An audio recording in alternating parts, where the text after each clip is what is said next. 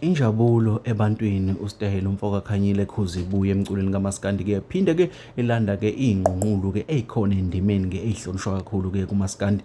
Waphinda wasebenzisana nonjiniyela owayesebenza kakhulu noMtshengiseni umfoka Gcwensa sikhuluma ngomzamo umfoka Ndlovu laphana insizwa eyaduma kakhulu namanje esasemgangathweni. Bafowethu ngicela ukunibingelela laphana kwisiqiniseko esemida baqala ukusijona kuleli khasi ngicela benze ubulungisa bacindezela ibhashi subscribe baphinde balike lama video enginenzela wona. Webafowethu injabulo ebantwini uStahela umfoka Khanyile memezela ukuthi umsebenzi uzophuma njengoba ebonakala ehla enyuka eyitudo laphana enza wona lo msebenzi wakhe abonakala landa izinsizwa ezasebenza kakhulu noMtshengiseni umfoka Gcwensa sikhuluma ngonjencane insizwa eyayidonsa nona laphana umphondi noma uSibongiseni umfoka Ntombela insizwa esengasekho emhlabeni noma eseyalala ngokuthula ulande unjencane esekhona yona emhlabeni. Waphinde walanda uKhathalani umfoka ngubane laphana kuma packings akhe laphana saphinde sabona enobonakele laphana inkosi yami intokazi yakwaMasango laphana edume kakhulu ngephimbo elimtoti kuyona futhi indima kaMaskandi. Lento bafowethu ibuyise kakhulu ithemba njengoba nama video